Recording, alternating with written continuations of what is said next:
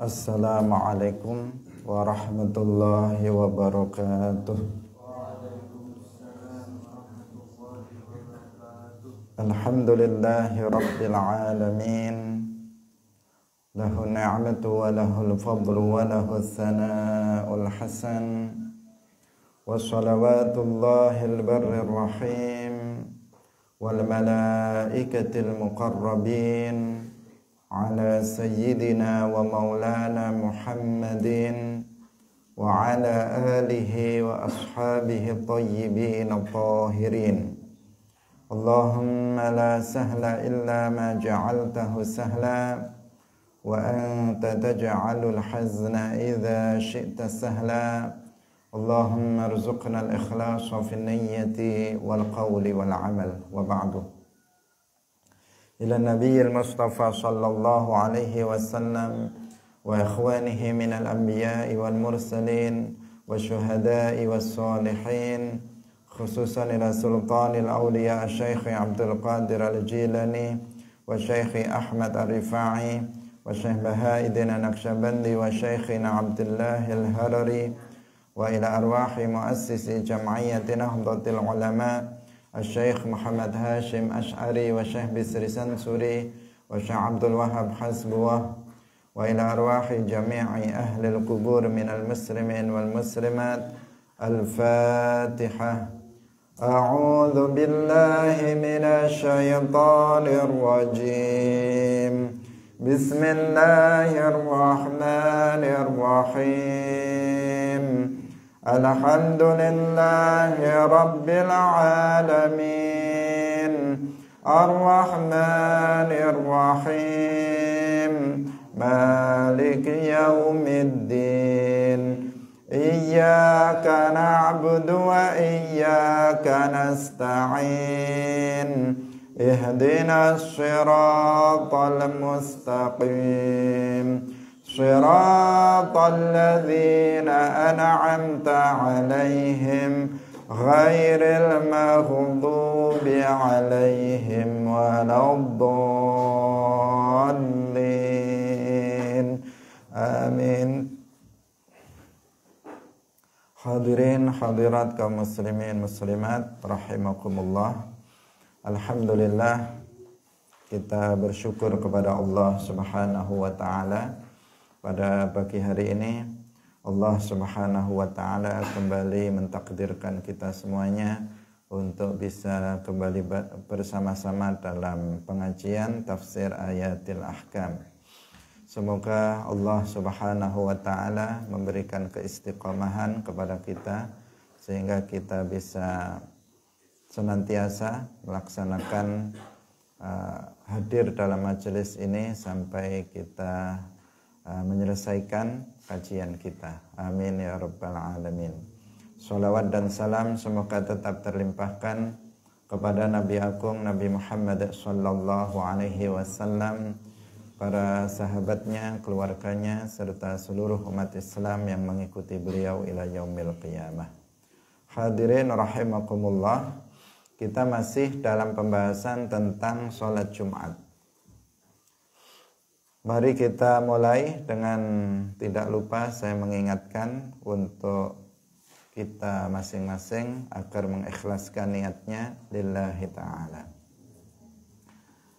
Kali ini kita akan membahas penafsiran surat Al-Jumu'ah ayat 10 dan 11.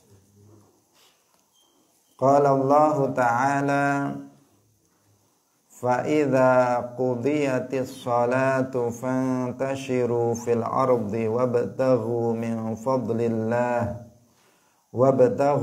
فَضْلِ اللَّهِ وَاذْكُرُوا اللَّهَ كَثِيرًا لَعَلَّكُمْ تُفْلِحُونَ.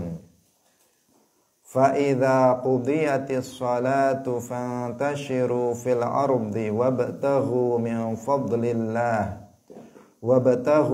فَضْلِ اللَّهِ وَاذْكُرُوا اللَّهَ كَثِيرًا لَعَلَّكُمْ تُفْلِحُونَ.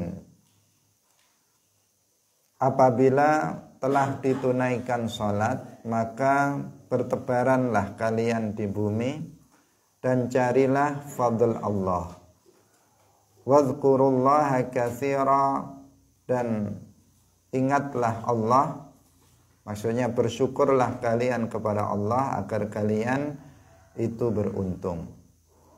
Hadirin rahimakumullah, Al-Imam As-Suyuti dalam kitab Al-Iqlil beliau mengatakan, qauluhu ta'ala fa idza qudiyatis salatu abaha lintishara aqibas salati fayustafadu minhu taqdimul khutbati 'alaiha. Firman Allah, fa idza qudiyatis shalah, apabila salat sudah selesai dilakukan. Dalam ayat ini Allah Subhanahu wa taala memperbolehkan al-intishar, memperbolehkan kita untuk bertebaran setelah sholat. Jadi setelah selesai sholat, kemudian kita diperbolehkan untuk meninggalkan tempat sholat itu bertebaran sesuai apa yang kita butuhkan, apa yang kita hajatkan, yang untuk kita lakukan setelah itu.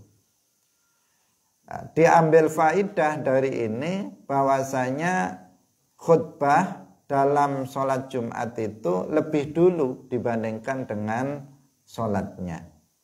Jadi dalam ketentuan pelaksanaan sholat Jumat itu khutbah dulu baru sholat, bukan sholat dulu baru khutbah sebagaimana dalam sholatul Id. Kalau dalam sholat hari raya Idul Fitri atau Idul Adha, maka terlebih dahulu sholat, baru kemudian khutbah. Setelah khutbah baru bubaran. Itu kalau dalam sholat Id, sholat hari raya. Tetapi kalau dalam sholat Jumat, itu khutbah dulu, baru kemudian sholat, baru fantasyiru, baru kemudian bubaran. Nah, sesuai dengan apa kehendak kita. Kalau kita mau lanjut kerja lagi, kalau kita mau berkunjung ke siapa, silahkan. Nah, maka diambil faidah dari ayat itu adalah tentang didahulukannya khutbah daripada sholat. Nah, cukup jeli ya ketika dikatakan fa idza qudiyatis sholatu fantashiru, bukan fa idza qudiyatil khutbatu fantashiru, bukan begitu. Ketika selesai khutbah maka bertebarlah kalian, enggak, tetapi setelah selesai pelaksanaan sholat maka bertebaranlah kalian di bumi. Nah, menunjukkan berarti sholatnya itu di akhir, khutbah dulu baru sholat, baru setelah itu selesai sholat itu baru kita boleh bertebaran. Karena jika sholat dulu baru khutbah, setelah sholat kemudian bertebaran, nggak ada yang dengarkan khutbah nanti. Kalau fa idza qudiyatis sholatu fantashiru, setelah selesai sholat maka bertebaranlah kalian di bumi. Sementara ternyata sholatnya dulu baru khutbah. Lalu siapa yang mendengarkan khutbah kalau sudah bubar?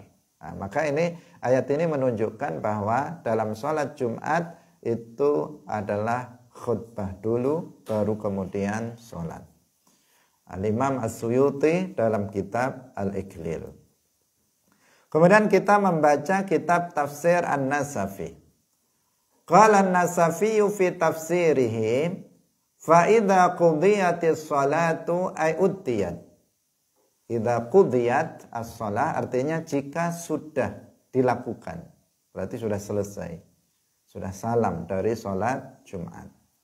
Fantashiru fil ardi, amru ibahah, perintah untuk menunjukkan makna boleh. Kemarin sudah berulang kali kita sampaikan bahwa al-aslu fil amr itu lil wujub, bahwa perintah itu pada dasarnya menunjukkan arti wajib. Tapi terkadang bisa berarti makna sunnah, terkadang juga bisa berarti makna mubah. Nah, perintah di sini adalah berarti mubah karena didahului dengan larangan. Didahului dengan larangan sebelumnya, bahwa ketika azan Jumat sudah dikumandangkan, maka kita dilarang untuk melakukan apa? Jual beli. Wadzarul bai', tinggalkanlah jual beli, artinya kita dilarang untuk melakukan jual beli dan aktivitas-aktivitas lain yang menyibukkan kita sehingga dengan itu kita meninggalkan sholat Jumat. Itu dilarang. Nah, ketika sudah selesai fantashiru. Perintah ini setelah adanya larangan untuk menyibukkan diri dari pekerjaan-pekerjaan yang bisa meninggalkan sholat Jumat. Ketika itu sudah kita tinggalkan dan kemudian kita melaksanakan sholat Jumat, telah usai pelaksanaannya, fantashiru. Maka boleh bagi kalian untuk bertebaran. Tidak wajib. Tidak wajib. Karena ada sebagian orang yang salah dalam memahami ayat ini. Salah itu bagaimana salahnya? Ya agak lucu terkadang, tetapi ya ada memang realitas orang yang memahami ayat ini secara zahir. Secara zahir. Pertama, sholat ini adalah dipahami seluruh sholat.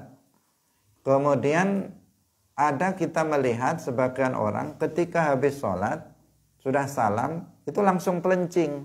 Nah, langsung pelencing itu langsung pergi. Dia nggak mau wiritan, dia nggak mau duduk untuk berzikir, zikir-zikir yang dibaca setelah sholat. Dalilnya apa? Fa'idha qudiyatis sholah fantashiru. Jika sudah sholat selesai, kamu bubarlah, kamu pada pergilah, jangan duduk saja di situ. Sehingga ada sebagian orang kita melihat kelompok juga ini dipahami oleh sebagian pemahaman kelompok bahwa ketika kita sudah selesai sholat jangan duduk di tempat itu, tetapi langsung pergi, sehingga nggak ada model wiritan apalagi zikir secara berjamaah, itu enggak. Paling tidak mereka biasanya langsung pindah tempat minimal. Jadi begitu salam langsung pindah tempat ke belakang. Ada yang langsung pergi, ada yang pindah ke belakang dan sebagainya. Alasannya mengamalkan fantashiru fil ardi. Fa'idha qudiyatis shalah fantashiru fil ardi. Padahal ayat ini bukan perintah untuk sunnah, juga bukan perintah untuk wajib, tetapi perintah untuk mubah. Boleh kamu untuk meninggalkan tempat jika sudah selesai pelaksanaan sholat Jumat. Namanya saja juga sudah selesai. Kalau kamu mau pergi, ya silahkan. Tetapi jika kamu mau masih meneruskan i'tikaf, jika kamu mau berzikir, kamu mau berdoa, maka ya sesuatu hal yang baik. Karena di sisi lain kita juga diperintahkan untuk melakukan hal-hal tersebut. Nah, jadi pemahaman bahwa ini adalah amru ibahah ini tidak dipahami oleh sebagian orang. Al-Imam An-Nasafi, demikian juga As-Suyuti tadi mengatakan bahwa ini adalah amru ibahah, perintah tetapi memiliki makna boleh. Jadi kalau diartikan fa-idza qudiyatis sholatu fantashiru fil ardi, itu adalah jika telah selesai dilakukan sholat, maka boleh bagi kalian untuk bertebaran di bumi. Itu maknanya. Bukan artinya maka wajib bagi kalian untuk bertebaran di bumi. Maka sunnah bagi kalian untuk lekas meninggalkan tempat dan bertebaran di bumi. Bukan seperti itu maknanya, tetapi boleh. Boleh, dipersilahkan kalau memang mau ada kepentingan, mau berkunjung ke temannya, atau pekerjaannya tadi belum selesai, atau dagangnya tadi ini mumpung laris-larisnya, banyak jamaah masjid yang keluar yang ingin beli sesuatu, silahkan segera, boleh bagi kamu untuk keluar masjid kemudian kembali meneruskan dagangnya, tidak masalah. Itu maksudnya. Nah. Hadirin hadirat rahimakumullah. Wabtaghu min fadlillah. Wabtaghu min fadlillah ay ar-rizqa. Dan carilah fadl Allah Artinya di sini adalah rizki. Kamu boleh mencari rizki setelah itu. Setelah tadi dilarang untuk dagang, di saat pelaksanaan sholat Jumat ketika azan telah dikumandangkan. Sekarang setelah selesai pelaksanaan sholat Jumat, silahkan kamu diperbolehkan untuk mencari rizki. Atau talabil ilmi, atau untuk belajar ilmu agama. Aw iyadatil marid, atau dibaca rafa min fadli ar-rizqa aw talabal ilmi aw iyadatal marid. Nah, dibaca nasab, atau untuk mengunjungi orang sakit, aw ziyarata akhin fillah, atau untuk mengunjungi saudara. Nah, itu dipersilahkan setelah selesai pelaksanaan sholat Jumat. Wadhkurullaha katsira washkuru ala ma waffaqakum li adai fardhihi. Wadhkurullaha katsira artinya bersyukurlah kalian. Wadhkurullah secara harfiah artinya dan ingatlah Allah, atau berzikirlah kalian kepada Allah dengan zikir yang banyak. Al-Imam An-Nasafi menafsirkannya dengan washkuru ala ma waffaqakum li adai fardhihi. Kamu bersyukurlah kepada Allah atas taufik yang telah Allah berikan kepada kalian sehingga kalian bisa melaksanakan hal yang diwajibkan oleh Allah, berupa melaksanakan sholat Jumat. Kemarin sudah kita jelaskan tentang hukum melaksanakan sholat Jumat, bahwasanya dia adalah fardhu ain bagi orang-orang tertentu yang memenuhi syarat wajib seperti yang sudah kita jelaskan. Maka seseorang bisa melaksanakan sholat Jumat itu karena taufik Allah. Karena taufik Allah. Jika bukan karena taufik Allah, seseorang nggak akan melaksanakan sholat Jumat. Karena nyatanya banyak sekali orang yang tidak pergi melaksanakan sholat Jumat. Meskipun badannya sehat, meskipun dia lagi istirahat tengah hari itu, meskipun dia sedang nggak ada kegiatan, dia lagi nganggur, dia juga tidak capek, dia juga tidak ngantuk. Terkadang dia dia tidak pergi untuk melaksanakan sholat Jumat. Bahkan ada sebagian orang sedang sholat Jumat dia masih asik nonton TV. Ada yang sedang sholat Jumat dia masih asik di sawah, asik dengan pekerjaannya. Ada yang dia duduk-duduk saja. Kenapa? Karena mereka tidak mendapatkan taufik Allah Subhanahu wa ta'ala.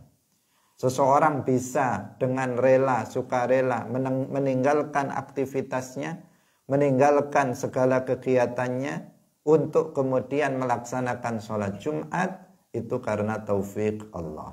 Taufik artinya khalqul qudrah ala ta'ah. Allah Subhanahu wa ta'ala menciptakan kemampuan pada diri kita untuk melaksanakan ketaatan. Karena Allah menciptakan kekuatan pada diri kita untuk melaksanakan sholat Jumat, maka kita bisa melakukannya. Dan karena itulah maka bersyukurlah kepada Allah. Alhamdulillah hari ini saya bisa melaksanakan sholat Jumat.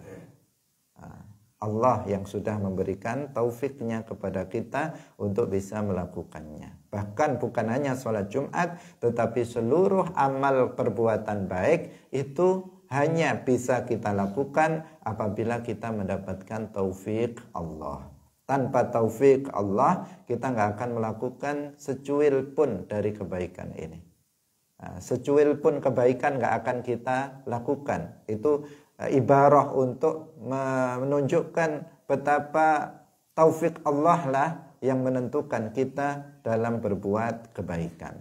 Terkadang sebagian orang berbuat zahirnya melakukan kebaikan, tetapi dia tidak ikhlas dalam melakukannya. Karena Allah tidak memberikan taufiknya kepada dia dalam berbuat kebaikan. Maka kita senantiasa berdoa kepada Allah Subhanahu wa ta'ala agar menetapkan taufiknya untuk kita. Dengan taufik itu maka semakin hari semakin banyak kebaikan yang kita lakukan.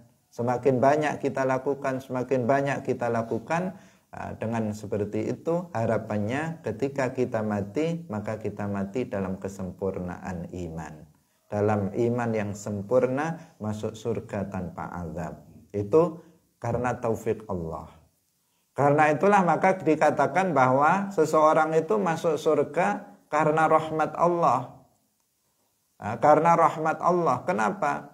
Karena amal yang kita lakukan itu juga rahmat Allah, taufik Allah. Seseorang zahirnya, seseorang bertakwa itu karena iman. Nah, seseorang itu beriman karena hidayah Allah. Seseorang itu masuk surga tanpa azab itu karena takwa. Melaksanakan yang wajib, meninggalkan yang haram. Nah, seseorang itu bisa melaksanakan yang wajib itu karena taufik Allah. Seseorang itu bisa meninggalkan yang haram itu karena dijaga oleh Allah. Maka pada hakikatnya seseorang itu masuk surga itu dengan rahmat Allah. Tanpa rahmat Allah seseorang nggak akan bisa masuk surga, karena seseorang nggak akan diberikan hidayah iman, seseorang nggak akan diberikan taufik untuk bisa melakukan kebaikan-kebaikan. Bukan artinya karena rahmat Allah itu seseorang nggak beramal tiba-tiba masuk surga, enggak. Jika Allah berkehendak seseorang masuk surga, maka Allah akan memberikan hidayahnya, Allah akan memberikan taufiknya kepada manusia sehingga dia bisa beramal, dan dengan sebab itu dia akan masuk ke dalam surga. Itu maknanya.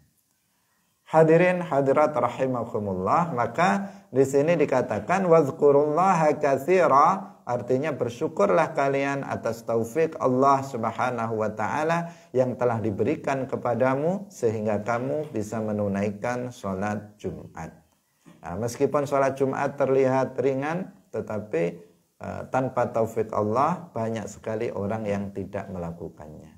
Banyak sekali orang yang tidak melaksanakan sholat Jumat. La'allakum tuflihun, agar kalian itu beruntung. Hadirin rahimakumullah, selanjutnya kita lanjutkan pada ayat berikutnya, Al-Jumu'ah ayat 11. Wa idza ra'au tijaratan aw lahwan faddu ilaiha wa tarakuka qa'ima. Wa idza ra'au tijaratan aw lahwan faddu ilaiha wa tarakuka qa'ima. Qala Suyuti fil Iklil. Qauluhu ta'ala wa idza ra'au tijaratan, apabila mereka melihat perdagangan, aw lahwan atau permainan, infaddu ilaiha, mereka bergegas menuju ke sana, menuju ke perdagangan atau permainan itu. Wa tarakuka qa'ima, dan mereka meninggalkan kamu berdiri sendiri. Al-Imam As-Suyuti beliau mengatakan fihi masyru'iyatul khutbati wal qiyamu fiha washtiratul jama'ati fis salati wassama'uhum al-khutbata, atau washtiratul jama'ati fis salati wa sama'ihim al-khutbata wa tahrimul infidad. Akhraja Ibnu Abi Hatim an Alqamah annahu su'ila akana an-nabiyyu sallallahu alaihi wasallam yakhutubu qa'iman, qala alasta taqra'u suratal jumu'ah wa tarakuka qa'ima. Imam Suyuti mengatakan bahwa dalam ayat ini itu terdapat pensyariatan khutbah. Yang pertama, pensyariatan khutbah. Bahwa dalam sholat Jumat itu ada khutbahnya. Ayat ini menunjukkan itu, yang pertama. Karena ada sholat-sholat yang dengan khutbah, ada sholat-sholat yang tanpa khutbah. Nah, sholat Jumat ini termasuk sholat yang didahului dengan khutbah. Wal qiyamu fiha, dan bahwasanya dalam khutbah itu disyariatkan untuk dilakukan dengan berdiri, bukan dengan duduk. tetapi dengan berdiri. Kemudian yang ketiga, dalam ayat ini juga ada pensyaratan jamaah di dalam sholat. Bahwa sholat Jumat itu wajib dilakukan secara berjamaah dan khutbahnya harus didengarkan oleh seluruh jamaah. Kalau dalam mazhab Syafi'i itu minimal 40 orang dengan imamnya dan khutbahnya juga didengar oleh mereka 40 orang itu. Wa tahrimul infidat, dan diharamkan untuk pergi meninggalkan khutbah dan sholat untuk menuju ke tempat lain dalam perdagangan atau lainnya. Akhraj Ibnu Abi Hatim mengatakan dari Alqamah bahwa Alqamah ketika ditanya, apakah Nabi ketika khutbah itu dengan berdiri? Jawaban beliau, alasta taqra surat al-Jumu'ah, bukankah kamu membaca surat al-Jumu'ah wa tarakuka qa'ima, bahwa mereka meninggalkan Nabi khutbah dengan berdiri. Berarti Nabi khutbahnya berdiri. Nah, berarti Nabi itu kalau berkhutbah pada hari Jumat, beliau melakukannya dengan berdiri. Nah, maka di sini terdapat dalil bahwasanya khutbah itu disyaratkan untuk dilakukan secara berdiri. Pertama ada khutbah, yang kedua khutbah itu dilakukan secara berdiri. Yang ketiga tadi kata Imam Suyuti itu harus dilakukan secara berjamaah sholatnya, nggak boleh ditinggalkan. Ini khutbah masih berlangsung ditinggalkan. Tapi khutbah harus didengarkan oleh jamaah. Kalau dalam mazhab Syafi'i minimal 40 orang. Demikian juga sholatnya harus dilakukan minimal oleh 40 orang. Termasuk imamnya. Dan nggak boleh seseorang itu kemudian pergi, haram bagi dia pergi meninggalkan khutbah untuk tujuan dagang atau lainnya.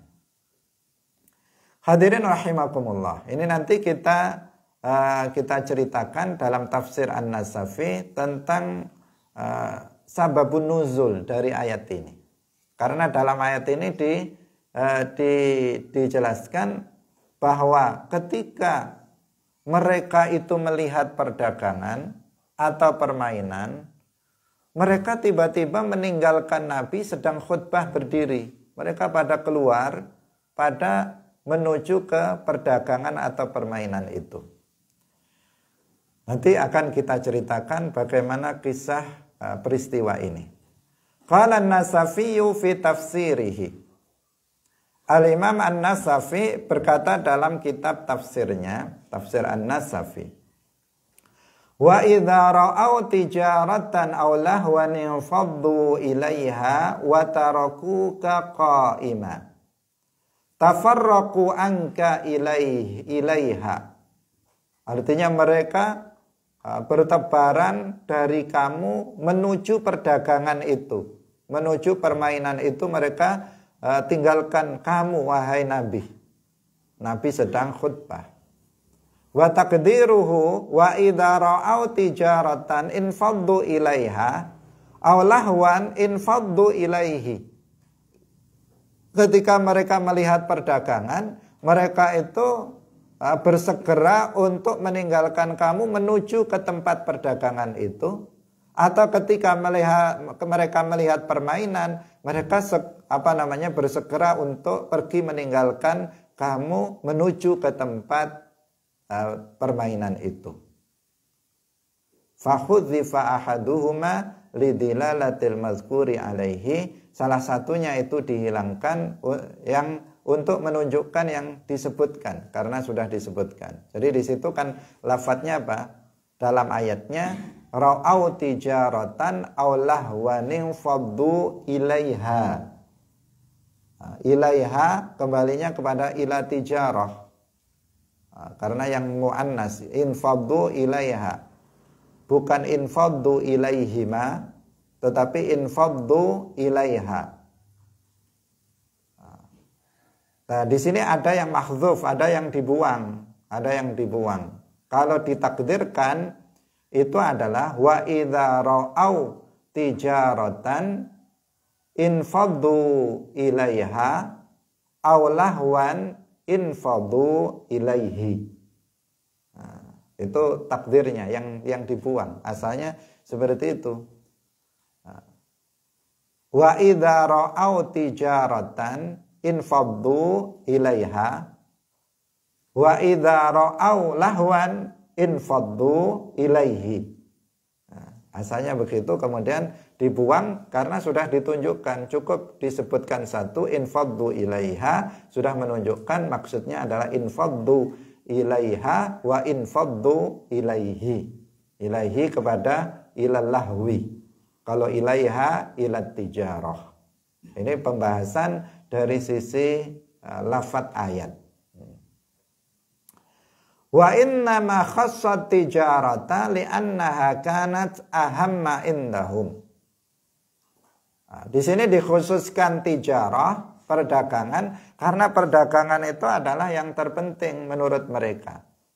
Sampai sekarang kalau di Makkah, di Madinah, penduduknya kebanyakan ya dagang. Kebanyakan penduduknya mereka dagang karena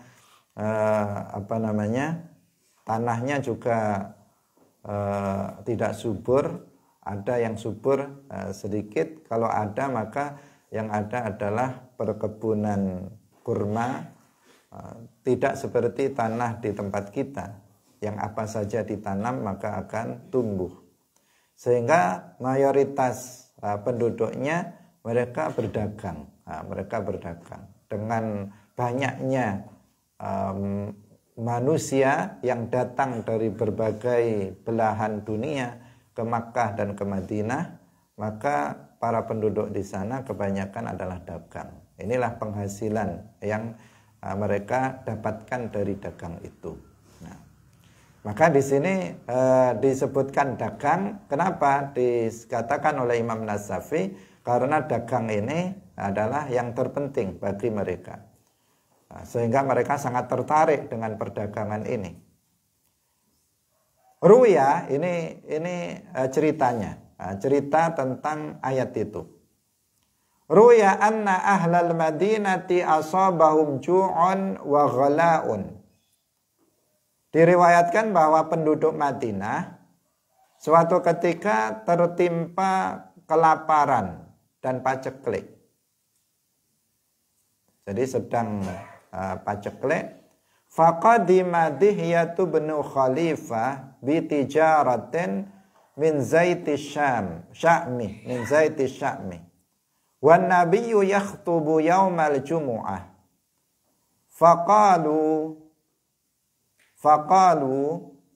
Faqamu ilaihi fama baqiya ma'ahu illa thamaniyatun aw ithna asyara. Diriwayatkan bahwa penduduk Madinah suatu ketika itu tertimpa musibah kelaparan, paceklik. Kemudian datang seorang namanya Dihyah ibnu Khalifah dengan membawa perdagangan dari Zaitis Sya'mi. Waktu itu Nabi sedang berkhutbah pada hari Jumat. Jadi ini kita bayangkan ini sedang paceklik, artinya nggak ada apa-apa, makanan dan sebagainya itu sedang paceklik, sedang sulit tentang makanan. Hari Jumat, posisi hari Jumat, Nabi sedang berkhutbah. Nabi sedang berkhutbah, para sahabat sedang berkumpul mendengarkan khutbah Nabi. Tiba-tiba ada Dihyah Ibnu Khalifah datang dengan membawa barang dagangan. Nah, mereka yang hadir dalam masjid itu melihat ada Dihyah Ibnu Khalifah yang datang dengan membawa dagangan. Maka apa yang terjadi? Bubar. Nah, jamaahnya itu bubar. Mereka pada keluar, para jamaah ini pada keluar meninggalkan Nabi. Sehingga tersisa itu hanya 8 orang yang bersama Nabi yang tetap mendengarkan khutbah, itu hanya 8 orang atau 12 orang. Ini keraguan dari perawi. Antara 8 atau 12 orang itu yang tetap mendengarkan khutbah. Yang lain pada pergi meninggalkan Rasulullah sallallahu alaihi wasallam. Faqala sallallahu alaihi wasallam, walladzi nafsu Muhammadin biyadihi law kharaju jami'an la udrima alaihi min wadi naro. Nah, ini hadisnya tidak sahih yang ini, tetapi disebutkan di sini demi zat yang jiwa Muhammad berada dalam kekuasaannya. Biyadihi bukan artinya Allah punya tangan, anggota badan, tetapi berarti kekuasaan. Karena Allah Subhanahu wa taala tidak menyerupai makhluknya. Allah Subhanahu wa taala tidak dikatakan memiliki anggota badan seperti tangan, mata, kepala, dan lainnya, karena memiliki anggota badan adalah sifat makhluk dan Allah tidak boleh disifati dengan sifat makhluk. Maka makna walladzi nafsu Muhammadin biyadihi artinya demi zat yang jiwa Muhammad berada di dalam kekuasaannya. Lau kharaju jami'an, seandainya mereka keluar semuanya, nggak ada yang tersisa sedikit pun, la adrima alaihim alwadi naro, maka saya akan menyalakan api di lembah itu untuk mereka. Artinya membakar mereka. Ini untuk menunjukkan betapa Nabi ketika itu beliau ghadab karena Allah terhadap sebagian para sahabat yang lebih mementingkan kepentingan duniawi dan meninggalkan khutbah Nabi di saat beliau sedang berkhutbah. Hadirin hadirat rahimakumullah.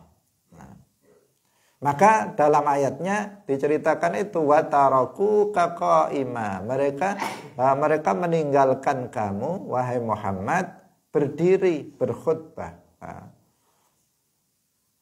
Itu kalau kita ya lebih dari Nabi ya. Kalau kita misalnya sedang khutbah tiba-tiba ditinggalkan oleh jamaah, atau kita jangankan kita sedang berkhutbah, misalnya kita sedang berceramah, ditinggalkan oleh jamaahnya, itu saja sudah menyakitkan hati kalau kita ya. Nabi tentu tidak seperti kita. Hadirin rahimakumullah. Kemudian Al-Imam An-Nasafi melanjutkan, wa kanu idza aqbalat al-ayra istaqbaluha bitabli wa tasfiqi fahuwal muradu billahwi.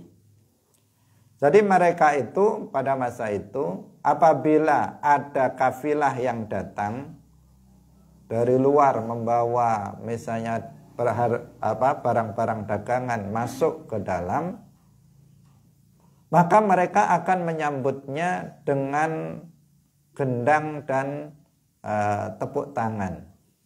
Nah, inilah yang dimaksud dengan lahu, yaitu permainan yang tadi kita sebutkan. Jadi kalau ada kafilah datang masuk ke Madinah, maka mereka bergembira ria dengan menabuh gendang dan mereka bertepuk tangan karena senang. Ini yang disebut dengan al-lahu dalam ayat wa idza ra'au tijaratan aw lahwan faddu ilaiha wa tarakuka qa'ima. Wa tarakuka ay alal mimbar. Mereka meninggalkan kamu di atas mimbar. Qa'iman ay takhtubu. Berdiri sedangkan kamu dalam keadaan berkhutbah. Berdiri sedang berkhutbah.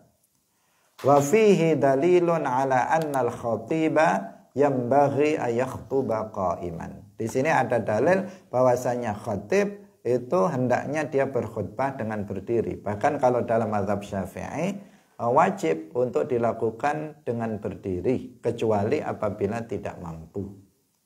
Jika khatibnya itu sudah tidak mampu untuk khutbah dengan berdiri, maka dia baru boleh untuk berkhutbah dengan duduk. Kalau nggak mampu dengan duduk, maka boleh dia dengan berbaring. kayak nggak ada orang aja ya. Kayak nggak ada orang lain yang menggantikannya. Yang lebih baik kalau memang nggak mampu berdiri ya digantikan oleh orang lain dalam berkhutbah. Tapi bisa jadi ini karena dia satu-satunya yang bisa khutbah, nggak ada orang lain yang bisa khutbah, maka kalau dia sakit misalnya nggak bisa berdiri, begitu berdiri langsung kepalanya berputar-putar mau jatuh, maka dia bisa berkhutbah dengan duduk. Ini dalam keadaan tidak mampu. Tetapi selama seseorang itu mampu untuk berkhutbah dengan berdiri, maka dia berkhutbah dengan berdiri. Kemudian di antara dua khutbah itu dia duduk. Dia duduk, berarti duduk di antara dua khutbah. Itu untuk menyalahi di antara dua khutbah. Kalau misalnya duduknya dengan khutbahnya dengan duduk, maka antara dua khutbah itu bukan diselingi dengan tidur, bukan, tetapi dengan diam. Diam sejenak di antara dua khutbah itu untuk memisah di antara dua khutbah. Karena khutbah pada hari Jumat itu dilakukan dua kali, khutbatain, dua kali. Khutbah pertama dan khutbah yang kedua dengan rukun-rukun yang sama. Tetapi ada hal yang berbeda antara khutbah yang pertama dan khutbah yang kedua. Membaca hamdalah kalau dalam mazhab Syafi'i, dalam mazhab Syafi'i membaca hamdalah, membaca sholawat, kemudian wasiat taqwa, membaca ayat.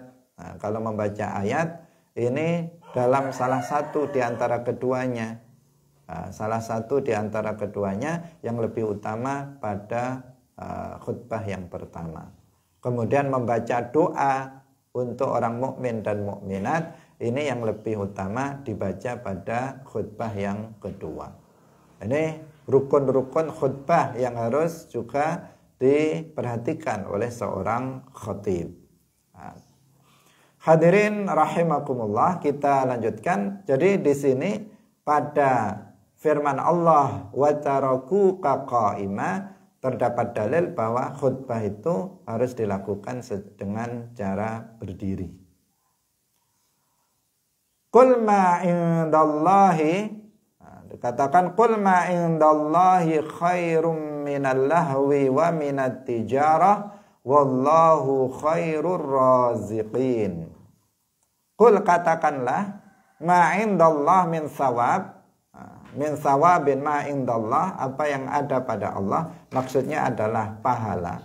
Katakanlah bahwa pahala Allah itu khairun minal lahwi, itu lebih baik daripada permainan, wa minat tijarah, dan lebih baik daripada perdagangan.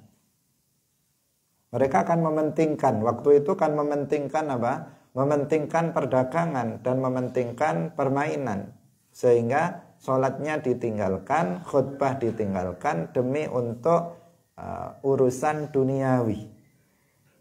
Kemudian di dalam ayat ini dibantah, qul, katakanlah Muhammad, ma indallahi khairum minal lahwi wa minat tijarah, bahwa pahala dari Allah dari mendengarkan khutbah dan sholat Jumat itu lebih baik daripada permainan dan perdagangan. Wallahu khairur raziqin. Wallahu khairur raziqin. Allah itu adalah yang sebaik-baik zat yang memberikan rizki. Maka seseorang itu jangan sampai takut masalah urusan rizki. Ini kan masalahnya itu. Takut nanti nggak kebagian. Pada umumnya begitu. Ini masanya, kalau konteksnya pada masa lalu, konteksnya apa? Dia ini lagi paceklik, makanan lagi sulit, tiba-tiba ada orang bawa dagangan dari tempat yang jauh. Secara naluri kemanusiaannya yang sedang lapar dan sebagainya, mereka akan memilih untuk meninggalkan khutbah daripada apa namanya rela untuk meninggalkan khutbah untuk mencari makanan untuk mendapatkan rizki. Itu nalurinya seperti itu. Tapi semestinya kalau kita berpikir, maka kita meyakini bahwa rizki itu sudah ditentukan oleh Allah Subhanahu wa ta'ala. Seseorang itu tidak akan dia kehilangan rizki dengan sebab seseorang itu beribadah kepada Allah. Tidak akan kehilangan rizki. Kenapa? Karena rizki seseorang sudah ditentukan oleh Allah Subhanahu wa ta'ala. Misalnya di saat sholat Jumat, orang-orang pada buka tokonya. Kemudian kita karena mau sholat Jumat, kita tutup toko kita. Kalau kita dagang misalnya, kemudian kita pergi untuk sholat Jumat. Apakah dengan kita tutup itu kemudian rizki kita akan berkurang? Tidak, rizki kita tidak akan berkurang dan juga tidak akan bertambah. Nah, kalau misalnya orang pada sholat kemudian kita sibuk dengan pekerjaan kita. Orang pada sholat kita masih di sawah.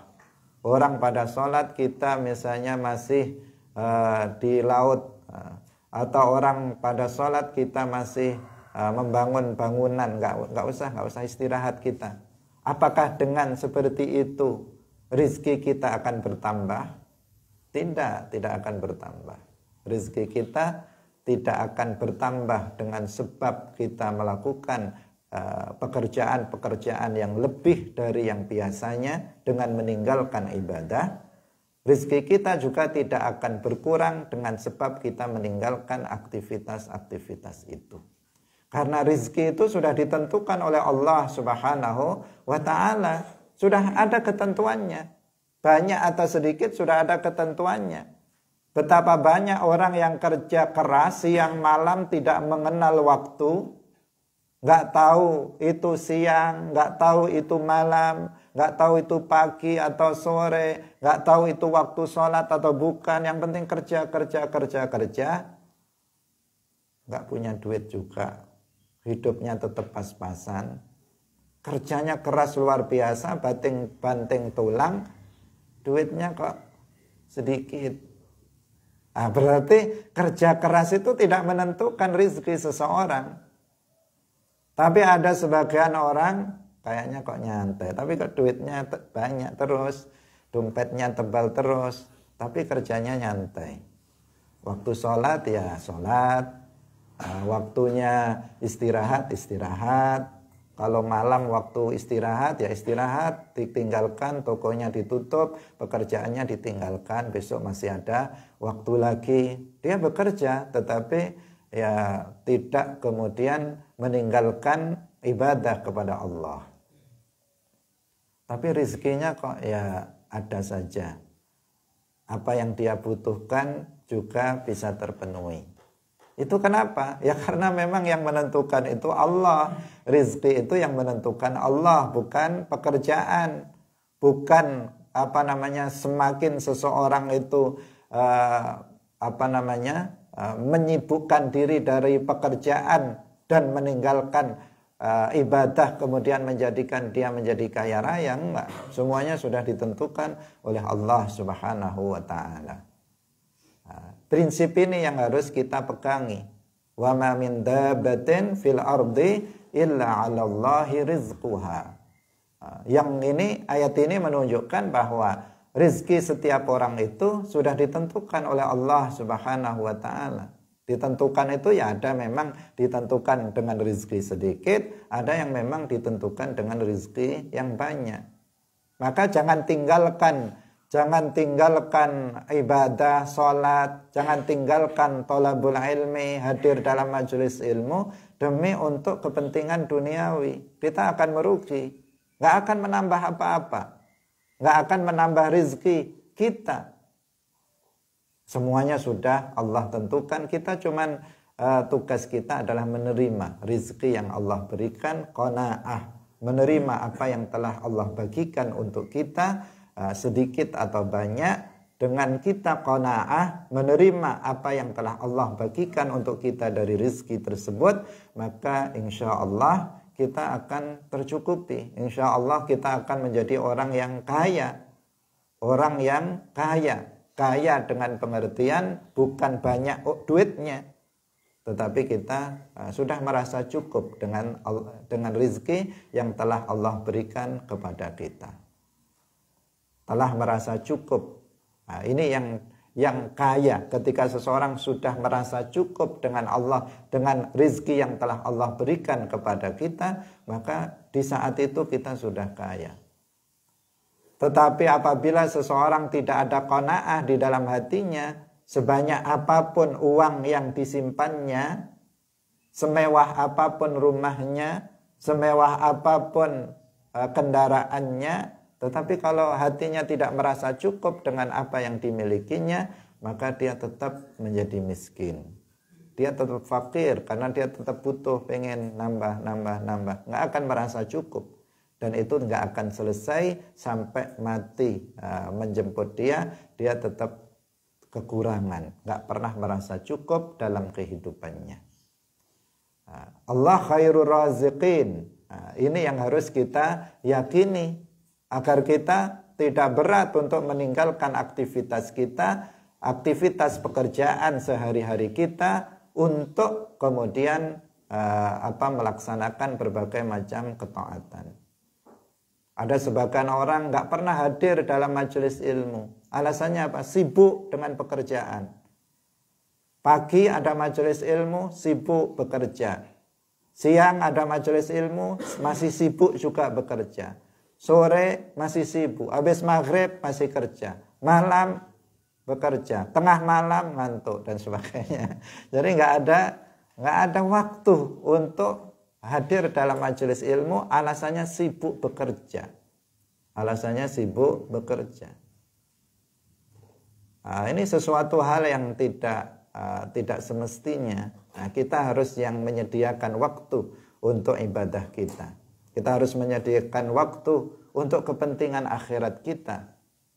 Jangan hanya kita mengurusi urusan duniawi yang tidak ada ujungnya, tetapi pikirkan keselamatan kita di akhirat dengan thalabul ilmi dan dengan berbagai kegiatan-kegiatan yang merupakan kegiatan ketaatan kepada Allah Subhanahu wa taala.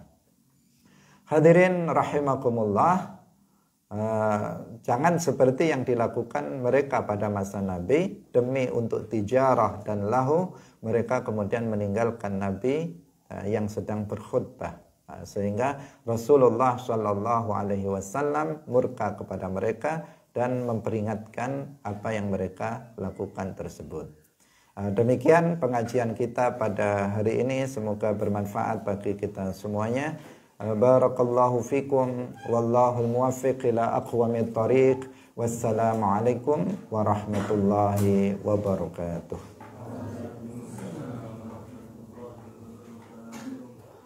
La ilaha illallah. Allahumma salli ala sayyidina Muhammad wa ala alihi wa sahbihi wa sallim. Rabbi ghfirli wa liwalidayya wa lil mu'minina wal mu'minat.